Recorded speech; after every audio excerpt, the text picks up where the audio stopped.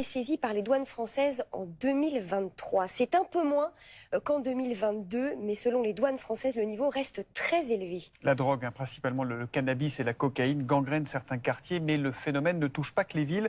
Radiographie du marché de la drogue en France est avec Julien Gall. Son poids est colossal. En France, le trafic de drogue représente 200 000 personnes en activité et un chiffre d'affaires d'au moins 3,5 milliards d'euros par an. Le système est particulièrement bien rodé. Au sommet de la pyramide, des organisations criminelles. Leurs chefs vivent souvent à l'étranger. Pour eux, le business est lucratif.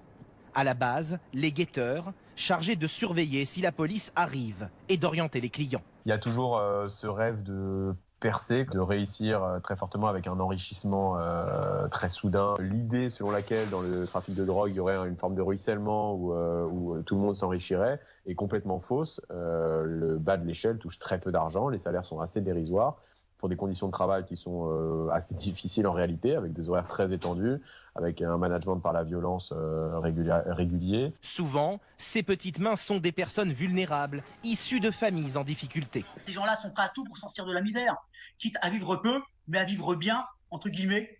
C'est leur définition à eux, gagner de l'argent, cramer la vie par les deux bouts, et puis après, vaille que vaille. Ces 10 dernières années, le trafic de drogue touche aussi des territoires qui avaient été jusqu'ici épargnés, comme les zones rurales et les petites villes.